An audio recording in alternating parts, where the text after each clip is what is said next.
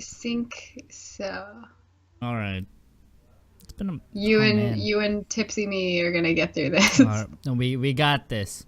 Welcome, ladies and gentlemen, to Recap Thursday, the show where me and Captain Legs go over everything that's happened during Sunday Night RPG. We are back from break. We are back from break. It's wonderful. It's good to be back. We didn't do recap before. A bunch of things happened. So we are going to give you a double dose before we went on break. The session before we went on break. And the last session. Yes. But so hopefully right. you guys Buckle up, kids. Yeah. It's gonna be Buckle a bumpy up. ride. Yeah. So we last left off with Devril defeating Zyron. Yes. And regaining all his memories and all Mind that. battles. Yes. Mind battles. Yeah.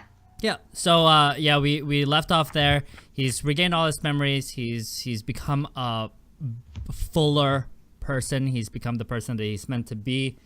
And he gets it's a bit traumatic for him. I do get some insanity points just because remembering all of the stuff that I did. Rookie amount of insanity points. I got a full 10. Like, I got the max. But Rookie. nowhere near where Eliana's at. So he's feeling a little bit down about it. He feels a little bit ashamed, because he remembers everything that happened in Ravenheart. Which, in itself was pretty shitty. Pretty fucked. Yep. The party leaves. He kind of he walks past them and he apologizes. He just says, "I'm sorry," and walks out. The rest of the party follows, and we continue down the hall, and we arrive at a door. Yes. Well, we actually reach a fork first. Oh, that's right. Yeah, so we continue down the hallway, we reach a fork. To choose the way to go, Nurhaz spins his hammer. He puts it down on the ground, spins his hammer, and the hammer picks left. So we go left. We continue and find ourselves dead on with an elven type portal. Like, it's not really a door. It's like a frickin' portal, water. It looks like water, and it's just like this portal in front of us, and in an archway. So, we come to the conclusion, this is probably Val's door, because none of us, no one else, is an elf. Whoa, Jesus. Well, I'm sorry, Scoots. I hit her in the head because I didn't notice that she had jumped up. Val's a little nervous. She enters first. She kind of dives into the water like Biz, and then we enter after. Yeah, the Stargate, exactly. And then we enter after, and it ripples like water when we jump in. And we enter upon a scene that is like an arena of sorts. It's like a circle of dirt with columns around it, around the circumference, and one elf stands almost at the center. And Val recognizes this person, or this being, as her brother, Eleneth. And he's wearing short robes and armor. He's leaning lightly on a wooden staff. And then Val sees herself in the arena. They converse. Val and Eleneth converse, and it's like familiar conversation. One rips the spine out of the other. Kind of they converse in like sort of familiar tones, like they're very close. And he seems on edge for some reason. It is because it's her first test as a mage, I guess, as an elf mage. So she joins herself in the arena, like she joins the projection of herself, and then enters into the memory, and feels all of the emotion, like everything that happened. She feels it all over again, and she most of all feels nervous to let her brother down, to disappoint him, because he's done all this stuff to teach her, and he's just like wanting the best for her. So what happens is that he sings, fire surrounds them, and he says, "Come to me." A simple task.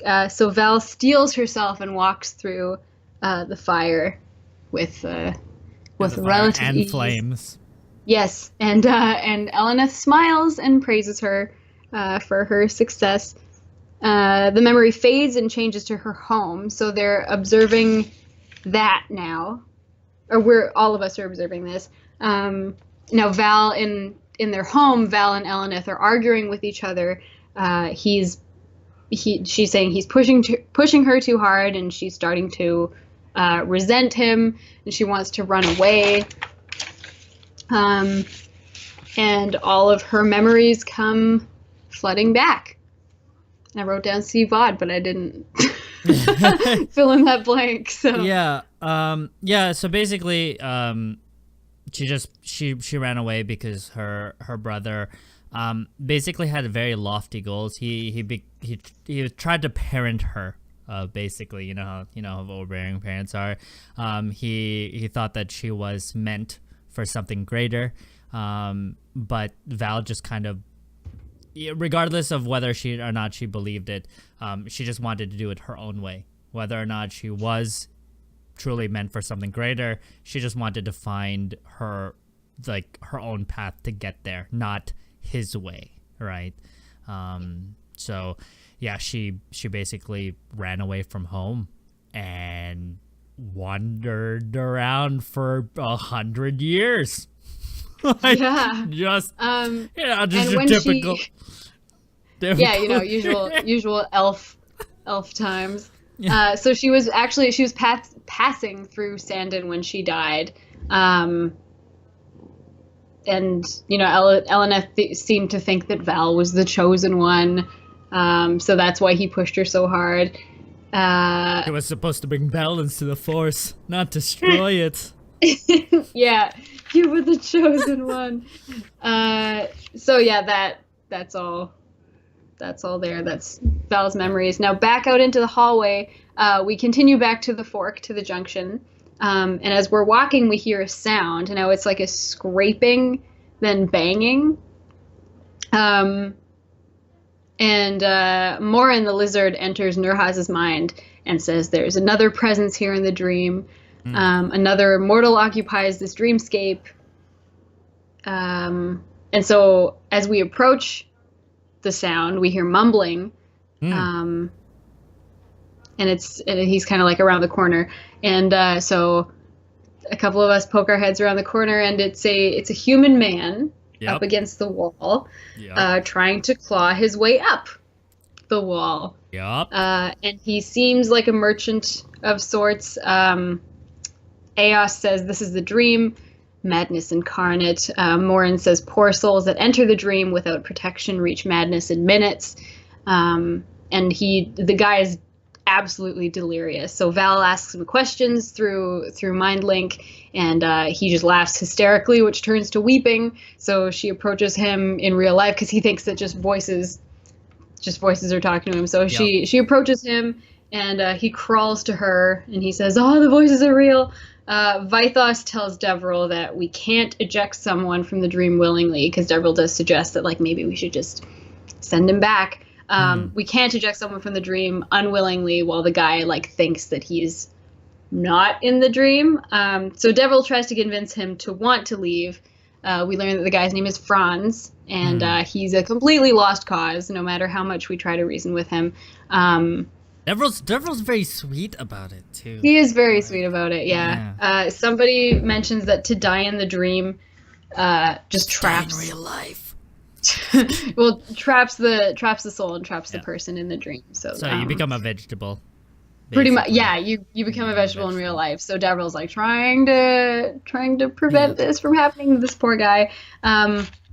He's trying to make up for all the bad memories that he's just currently he just remembered.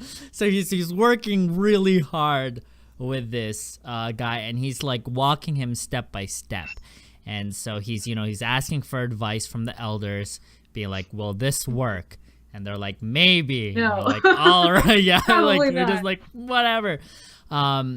So Devril does his best to make him want to leave. He asked him to focus on something that he wants to get back to. Franz talks about his mother and how she's baking or like her food or pie. She made the best apple pies. Yeah. The most delicious So apple pie. so Devril's like, all right, Franz, this is think about your mother, think about getting back to her, imagine a door back to your home, right? Just think about that, have that as the only thing in your mind, hoping that it won't lead to a memory, it'll lead outside. Fingers crossed. And sure enough, there is he has a key that's with him, and he's saying, this is the key to home. And so Devril's like, imagine a door, and that opens the key. We're like, all right. Yep. Bye. So he imagines the door, and so sure enough, there's a door that appears right there, and a little ways down the hall, and we go to it, and Franz fumbles around with the key and opens the door, and it's dark in there, but as our eyes adjust, we can see that it's a living room. Like it's like the kitchen and the living space of a house. Val lights up her staff to give us some light, and I think we ask Franz if we can find a lantern, because we couldn't really see very much with Val's light, right? And he's like, of course, I'll go get it right away.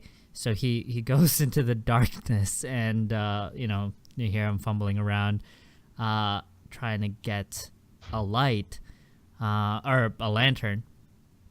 And after a few moments, he comes back out of the darkness. No! Stop! The door slammed shut behind us. Do you remember? Yes. Carry on. Yeah, carry on. So the door slammed shut Take over. behind us. Immediately, Ilyana senses great danger. The elves are on edge. Like, something is obviously wrong. Val's light from her staff seems suppressed. Like, there's an obvious edge to where her light is hitting. So having sent Franz out to find a lantern, Devril calls out to him, and he's like, hey, Franz! And Franz appears at the edge of the light with a lantern in hand, and he says, I found the lantern. We then hear a vile sound, like, and two rib-like things protrude from Franz's chest, and he's pulled back into the darkness. So he just got stabbed through and yanked back into the darkness. Like, that is, some shit's definitely fucked right now. Like, things are not right. And Vythos utters one word, demon.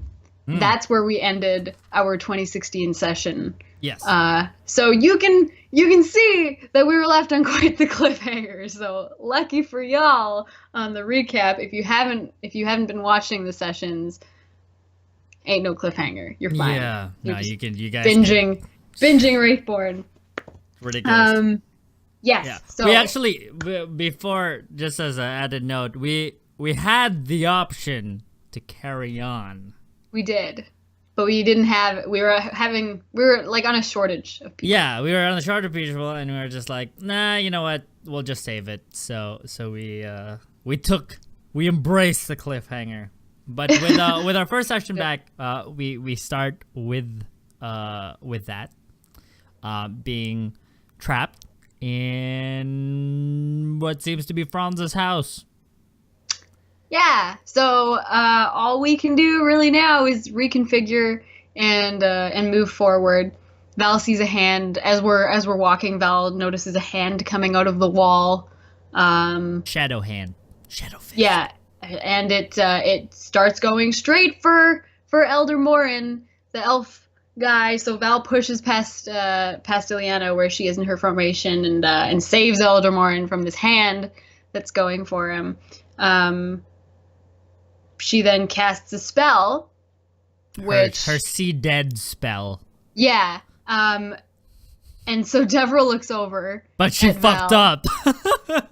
She did fuck up. Deborah looks over to her, and she has like the face of a demon. Like she just looks terrifying, and Deborah is fucking shook by this image. Like he shrieks, he yells out, and yeah. He yells out and stumbles backwards, and he can't go anywhere near Val for a while because he's pretty freaked out. Yeah. So, but now she can see dead people, so that's cool. Yeah, at the start of it, she's actually very overwhelmed because there are spirits everywhere. Yeah. Like there's just it's like overload. And she kind of filters through all of it, and yeah, she has the weird glowy eyes. But nothing seems unusual to her, right? Yeah. Now, someone asks about the demon. Ask the elves about the demon, like what they know. Yeah. Somebody says that it's physically fragile, but must be seen first. Yeah, so, I think we get the breakdown that it's a shadow demon. Yeah. So once we can see it, like we have the upper hand, but as long as it's in the shadows, like not good news. And they do also mention, the elves mention that the demon will control the dream while we're in it. So we keep going, make sure that we're not, like getting separated or whatever. Yeah. And we do get separated. No. Somehow. We don't. Oh, no. Once it appears. Yes. So, once it appears later. Yeah, it appears in front of Val and then disappears back into the shadows. Yeah, it appears to Val like a big insect. Like the face of an insect with the mandibles and whatnot shit. So she freaks out a little bit. And then it just goes back into... Ow. And it goes back into the shadow. Whew. Fingers. Easy. All right. Yeah, and then... what is it? Evander also notices that things are... the ground feels a little bit soft. And he reaches down to the ground and touches it and brings it back up. And it's blood. Everything is blood. Yeah. Yeah, the floor is blood. The walls are blood. The ceiling is probably blood. It's just all blood. Yeah. So something happens. I didn't write it down, but something happens, and Morin gets attacked. Yes. We hear a rumbling sound, and a crack, a very long crack in the floor, erupts beneath us. Devril calls out, "Fight me, you coward." Because the best thing to do for a demon is to taunt it. Yeah. So it replies, "I can feel your fear. Smell it on you." Devril taunts him a little bit more, and a dark shape emerges and attacks us. So now we have split into groups of 3, I believe. Yes. 3 groups of 3. 3 groups of 3. The elves have turned back into their elf form. They're not they're not their animal forms anymore. So that's good. But we're still getting fucked by a shadow demon. So Vythos takes a look at Morin and heals him. Devril is protecting the 2 elves there. Ileana, Evander, and the other elf are together. I forget what the fuck's his name is. One of them, I don't know. Yeah, I rip. I think Eos. Together, and then Nurhaz is protecting. Nurhaz is protecting Vithos and Morin because he has bodyguard. I went with Val and Andrew. Yes. With the thing, because so there's a light source for each of the three. Turn 1 does not go fucking well. No. You run away. Nurhaz faints, and I run away. Yep. Nice. Good times. Great. Bravo. Good job. A Good job, team everyone. right there. Yeah. Yeah. Val picks up our slack though. Fucking hits it like blind shot. Hits it with the dragon breath, her flame thing. And then Eos all like it lights up the demon for a bit, so everyone else is who is not fucked goes in. So yeah, Evander goes in, tackles the fucking thing, like spear tackles the thing, brings it down, and then Eos it disappears again because of the fire kind of wears out, and then Eos hits it with his own fire thing, and we get lucky with that too and hit it blind, so that was fucking dope. And yeah, and literally I think one more round from Val and the thing goes down. Yeah, it did not take long at all, which was great. Oh, good start to the new year, not dying. And basically once it gets defeated, it melts. Was it? Or am I thinking about the Vampies from Ravenheart? Does it melt? I don't. Like dissolves? I didn't write anything about melting, so okay. That's all you. It does something. It dies. Yes, it does something. Yeah, it dies. Yes. So we decide to, we regroup. Evander wakes up Nurhaz from his fainted slumber. Devril comes back, runs back because he ran away. Same with Ileana. We regroup. Vithos says that Morin is the one that's keeping the dream, so we need to get him out of here because there was something in the demon's claws, and we look, and sure enough, there's some like green shit that's coming, like the veiny, so it might be like poison or whatnot. So they're doing their best. Nurhaz goes and opens the door and literally almost falls into the abyss because there is nothing there. Evander though is quick enough and grabs him by the butt, and that's straight up. Yeah, just by the butt. To save him from falling, because there's nothing there. Morin apologizes. Nurhaz closes the door. Morin apologizes. Looks like he's concentrating, focusing, and he says, try the door again. Nurhaz tentatively opens the door, pushing it with his axe, and sure enough, there are platforms now. There are like half-made platforms that are floating in abyss. It kind of reminds me of Bastion, if you guys ever played that game. It's at least has described it. So the party spills out into the first platform, and they're basically platforms that are moving, and we do some hardcore parkour on yes we do on the platforms, because we have to bunch of teamwork. This is just all a big team building exercise. Absolutely. To trying to get the party from one platform to the other. Some platforms were higher and far away, and lower and far away, so a bunch of stuff.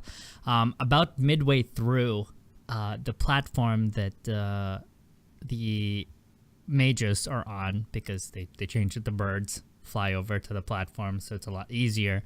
Val hears a popping sound. It was a popping sound, right? It was like a bubbling sound, like popping sound. because they were coming out of the rocks and Yeah. Anyway, she hears a sound regardless that's coming from kind of like over the edge of the platform. So she turns into a bird and flies, circles out to see what it is, and underneath the platform that they were standing on are these goblin-looking type creatures that are literally just popping out like pus bubbles, and there's just a horde of them coming out, and obviously attack the people there. Devril goes and jumps over, tries to help him out. Vander's taking pot shots, Ileana's taking pot shots. Finally able to clear it out, and the party makes it safely to the other side. Yes. To it, there is a door. The final door. It is a chamber door. Chamber door. You got it. Finally made. Yeah, I know. Finally made in an exotic, like, gold embossed decor with like pictograms on it. They're kind of like hieroglyphs, but like maybe a little fancier. And Sanskrit. Yeah, they're of like dark-skinned people holding crowns and daggers, and it's like telling a whole story and stuff. We're not sure what it means, but Ileana reaches out to turn the knob, and she opens the door, and it reveals a throne room of sorts. Now it's very beautifully dressed. There's gold everywhere. There's like pillars. They're giant and gilded stone and marble and gold. Like it's rich people shit. There's like huge crimson sheets flowing from the ceiling. It's so lavish. And so we're looking around, and there are some people in there conversing, and they're wearing robes. And so we get a little bit closer, and they don't seem to notice us, which is great. There's a man sitting in like a throne-like chair in a nest of pillows. He's just like surrounded by these like decorative pillows. And he has a very dark complexion, but there are two light-skinned people, a man and a woman, conversing with this guy. And he just seems to be listening in. Like these two are talking mostly to each other. Ileana recognizes the woman as herself. Well, I guess everybody does, because it's her. It looks like her. And the man, Ileana recognizes as Lorne. He's also from Old Sendor, as Ileana is, and he is her contact / handler. He took my job. No. Yeah, Ileana is a cosplayer in the past, and he's her handler.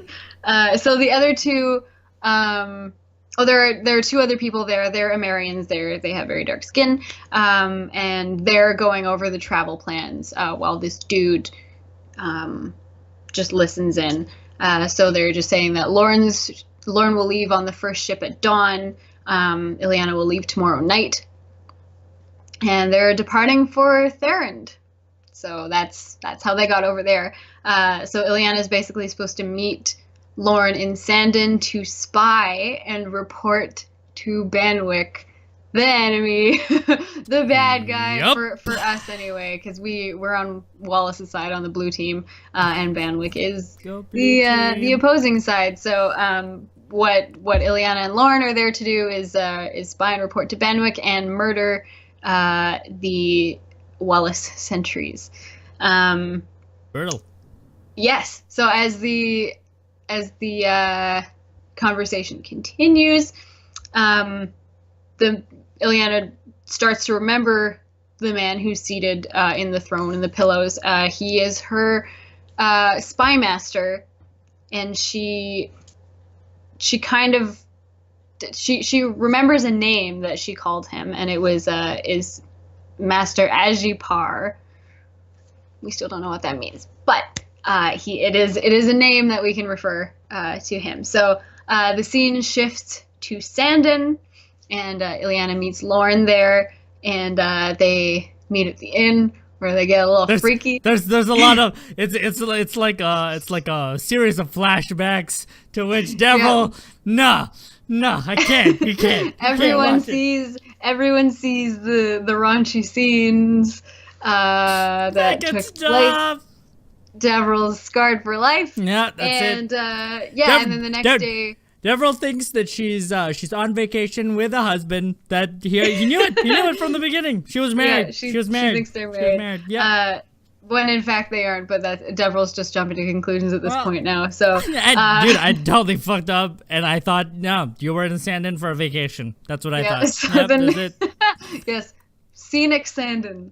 We're there for the vacation. The next flashback is Ileana and Lauren sneaking around, killing a bunch of guys. And this is where Lauren and Ileana die. Wallace men come by and kill Lauren, and while Ileana's like trying to avenge him, she gets beheaded by a knight on horseback with an axe, and so that's how that happened. So everybody watches her fuck and watches her die. Good times. Bravo, yes. 10 out of 10. In summary, so now that's over. We leave the door, and the elves are like, "Hey, time to go back, because Buddy's gonna die over here. He's looking pretty worse for wear." So we're back in the grove now. We're looking at our bodies, and we're all wait. What did I miss? So while we're heading down the hallway, Hollow stops. Oh my God! Why didn't I write that? It's okay. Jeez. We're 1 for 1. So Hollow stops, and those beside her look at her and go like, "Hollow, we have to go. Like, this is no time to be stopping." But she's staring off at the opposite direction of the hallway, and we turn, and in the middle of the hallway is a wolf that looks like Hollow when she transforms into a wolf. And basically, the wolf turns around and runs down the hallway, to which Hollow books it. Just books it after it. And we're like, wait, Devril tries to stop her, wait. And we turn to the elders and we're like, is she gonna be okay? Like, do we have to go after her? And they say should be fine, because she's not, this is her place. And we're like, what? Mm-hmm. It's like, she's not what she appears to be. And we're like, well, we trust you. Morin's dying. Well, I guess we'll talk about this later. So we basically let Hollow do whatever she needs to do.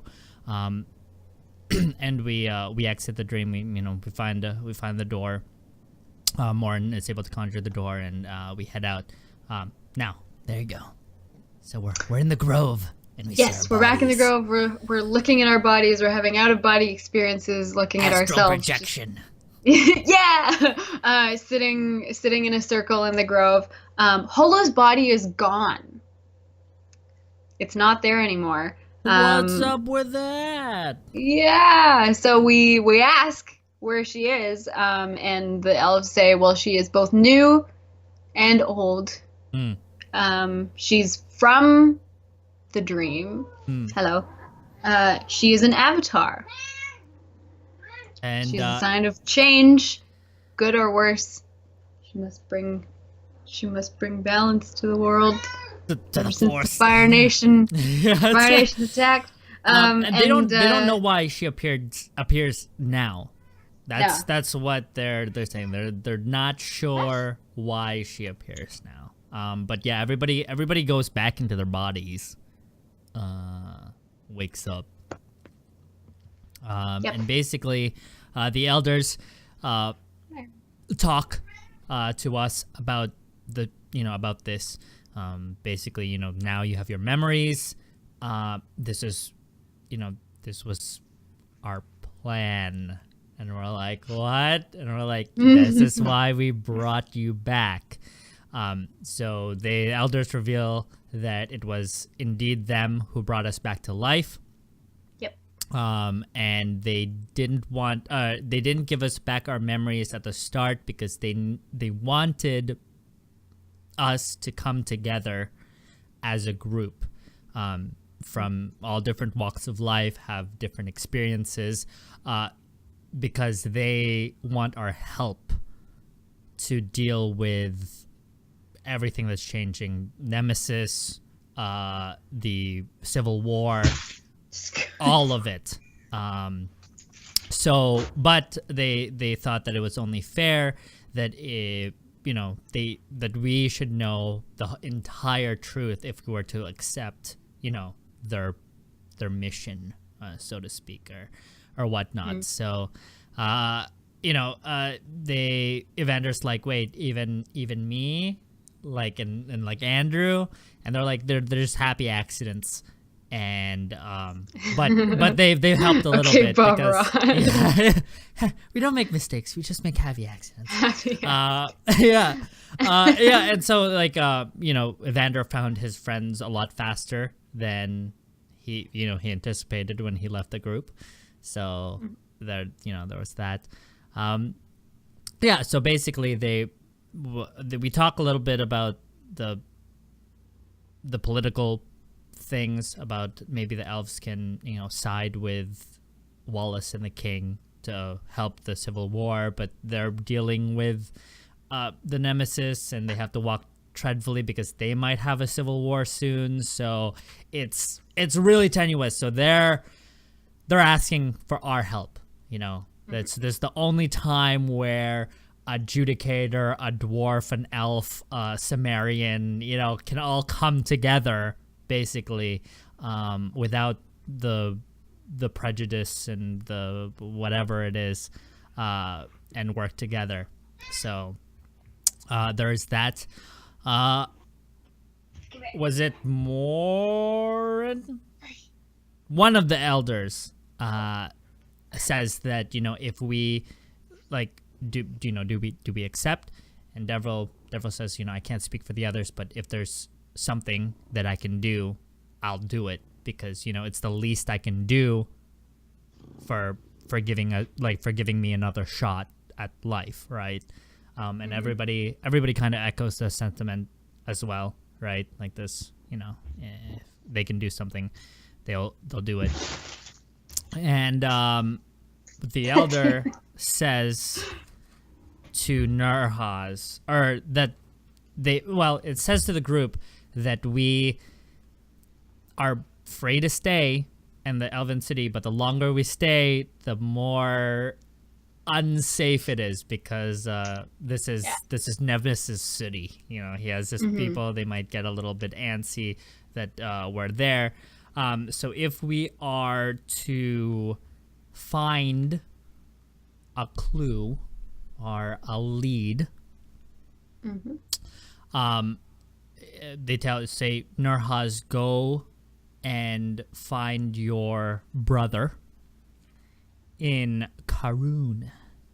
Yes. Karun. Because he has somewhat started or joined the resistance, so to speak. Yes, with Arl McGunn. Arl McGunn, yeah. Yes. To combat Banwick. And we find out that there are two ways. It's pretty dangerous because it's in Banwick territory. But there is a secret way into Karun that is dangerous. But that's our middle name. Nice. Good. Yeah. Yeah. So we're like, all right, we've had a long day. We will just head back and regroup. Our guide, our bodyguard or guide or whatever is waiting there, and she's like, done already, and we're like, shit, already? what? Yeah, it's apparently only been half an hour. Yeah, and it felt like days. Not really. But yeah, and that is where we ended. We did it under an hour. We did it. That is Look at you. Megan A power. Did you find it? Did you No, find I it? did not. I'm watching the VOD. I need to do I will that. find it. I'll find it for you. Absolutely. Please do help me out. A new set of eyes. But that's it, guys. That is the pre-break and post-break sessions. We are back this Sunday for more SN RPG goodness. Oh my goodness. So we will continue on this journey. It's starting to get spicy. Everybody knows what they're doing. There might be some more twists and turns. Definitely. It probably will be. Well, be honest. definitely more twists and turns. Ooh, that's loud. Definitely more Sorry, twists and I hit my turns. tambourine. Definitely more twists and turns on Jeffrey's side, but me personally, I totally forgot. Like, I was supposed to talk to him like during the break, and I was just so fucking busy. So I'd like Do did you have nothing. plans? We did. Plans? I did, and we were supposed to talk, and that's why at the start of the session I was like, "Fuck!" Like I didn't talk, and he's like, "It's okay. Like we'll talk later." So anyway, guys, I love how he like we were all expecting to just not get attached to our characters and like die instantly in a lot of situations for this campaign, but I feel like Jeff's growing a soft spot for characters. Well, he killed off one and was just like, "Oh shit!" Like, Yeah. I feel like maybe he's reconsidering. I feel like he doesn't like. He's okay if he kills off like me or Marcus's characters, because he knows like we can handle that sort of. Be like, "Ah, fuck," and then just like roll another one. I got one in okay, reserve.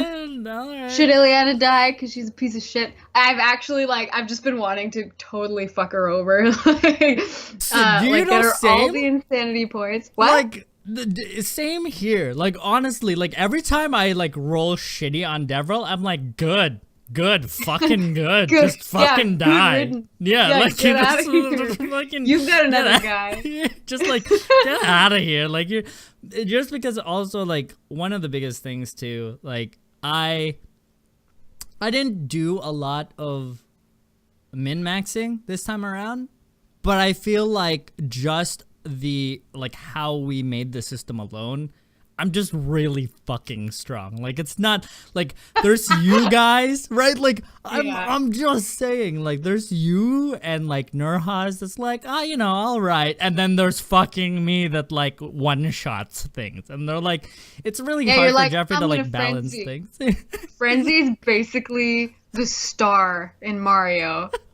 Like we should be playing the like we should be playing that every time Devril frenzies, because I swear to fucking God. It's insane. ridiculous. Yeah. But yeah, well, we'll see. It's gonna be fun. It's a start of a new year. Our campaign's finally hitting its stride. It's gonna be a good one. This gonna be good. It's gonna be good. But yeah, especially with that. Anyway, guys, we will also reschedule the Q&A with our DM. We have one for you guys. So definitely, if you have any questions for our DM, if you have any questions about Raethborne, if you have any questions about literally anything that we do on Sunday Night RPG, feel free to tweet either myself or Captain Legs. All the links down below. Tweet us, Facebook us, send us snail mail. Whatever works for you. But yeah, definitely, we have a bunch of questions that are already for him, but definitely you can add more to that. So we'll keep you posted for that when that Q&A starts up. But with all that said and done, we're out of here. Later. We'll see you guys in the next one.